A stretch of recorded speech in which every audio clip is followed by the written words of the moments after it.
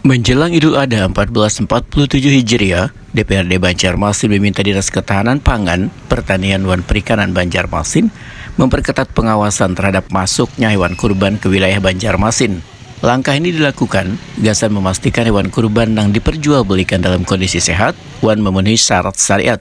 Kedatangan hewan kurban yang masuk ke wilayah Banjarmasin khususnya Matan sejumlah daerah di Kalimantan Selatan harus dipantau. Wakil Ketua Komisi 2 DPRD Banjarmasin Hendra Wahidi Takuni tengah hari Senin 25 Mei 2026 memandahkan pengawasan harus dilakukan secara maksimal gasan memastikan sabaratan hewan kurban yang beredar memenuhi syarat kesehatan dan ketentuan syariat Islam.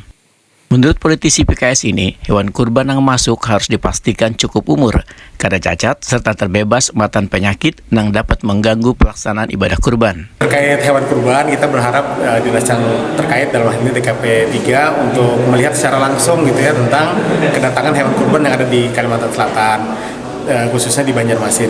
Yang pertama, kita inginlah selain secara syariat gitu ya, umur, kecukupan umur, sehat dan lain-lain, kita juga ingin melihat aspek kesehatan. Jangan sampai ada yang kena penyakit atau membawa penyakit-penyakit gitu, ataupun hal lain yang bisa dikatakan mengganggu kelancaran ibadah kurban di Idul Adha. Kepala PDD Rumah Potong Hewan Basiri DKP 3 Banjarmasin Dr. Hewan Anang Dewi Jatmiko menyatakan, dinasnya bersama tim kesehatan hewan telah melakukan pemeriksaan intensif sejak 2 minggu ini.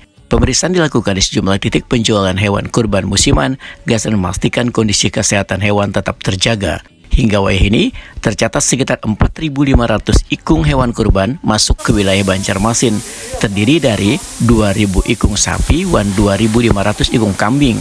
Dari jumlah tersebut, sebagian akan didistribusikan ke daerah lain, sedangkan kebutuhan hewan kurban gasan Banjarmasin diperkirakan berkisar 1.500 hingga 2.000 ikung.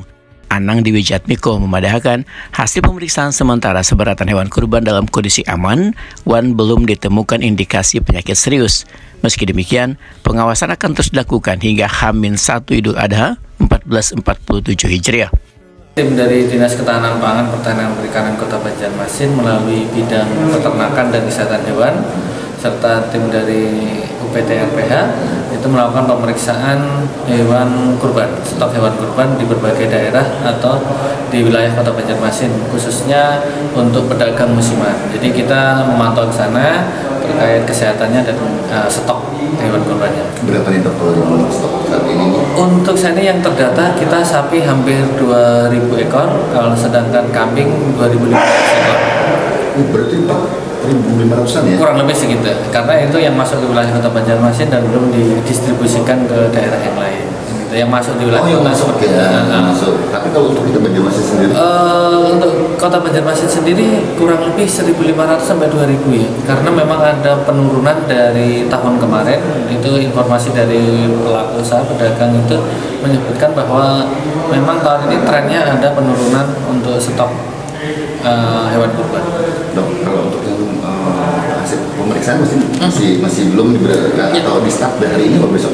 Pemeriksaan sudah 2 minggu yang lalu, bahkan sampai hari Minggu kemarin tim melakukan pengecekan, dan besok pun hari H-1 tim akan keliling untuk memantau sapi-sapi kiriman dari lokal yang masuk ke Kota Banjarmasin. Bagaimana hasilnya untuk sementara ini? Untuk hasil sementara ini memang tidak ditemukan hal yang infeksius, hanya saja kami menghimbau pada pedagang itu jika ada sapi yang lesu, lemah atau menunjukkan gejala sakit langsung hubungi tim kami, karena ada kemarin kita dapat laporan ternyata saat kita datangi itu sapinya kelelahan karena ambruk gitu ya, karena kelelahan. Jadi bukan penyakit. DKP 3 juga menghimbau pedagang agar segera berkoordinasi apabila mendapati hewan yang tampak lesu atau mengalami gangguan kesehatan. Sebelumnya, tim sempat menerima laporan adanya sapi yang ambruk di lokasi penjualan. Setelah dilakukan pemeriksaan, kondisi hewan diketahui akibat kelelahan usai perjalanan panjang kadang lantaran penyakit.